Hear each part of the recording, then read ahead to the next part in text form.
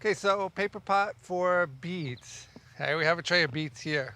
So what I like to do beets 3 rows on a bed, and then I'll do them 6 inches apart. I feel like that gives me enough room. And the seeds, I'm letting anywhere from 1 to 3 seeds fall.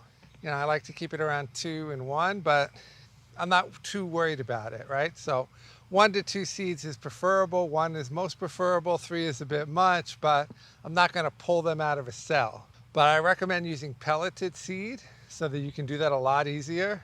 Unpelleted, it's going to be very hard to singulate them. Now, the important thing with beets, different than other things, is how high you want to grow them. So something like this is just too high.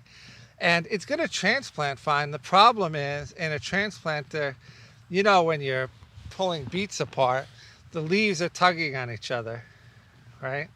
And that's just going to make it, you can see how like I pull this leaf, right? And it's holding on to the bottom of this leaf because they're just tangled in together, right? That's not something that's going to happen with lettuce, you see. But if you have something a little smaller like this, okay, that's probably a better size for beets, right? Maybe even smaller. Just like this big. You want it germinated, just having its true leaves ready to go. Put it in the ground. Don't wait. Something like lettuce, you can wait, right? They can start off small and you can plant it, or you can get them big and you can plant it. It's not going to make a difference. Same with onions. They don't really grab onto each other. So that's the difference with beets, is they're going to grab. Also, the longer you wait, the more likely you can distort the root, right? You might still be able to transplant them, but your root may not bulb the same way. Okay, but make sure you plant them deep. It's better to get them slightly deeper than too shallow with them, so that they don't dry out, so that you get that root covered.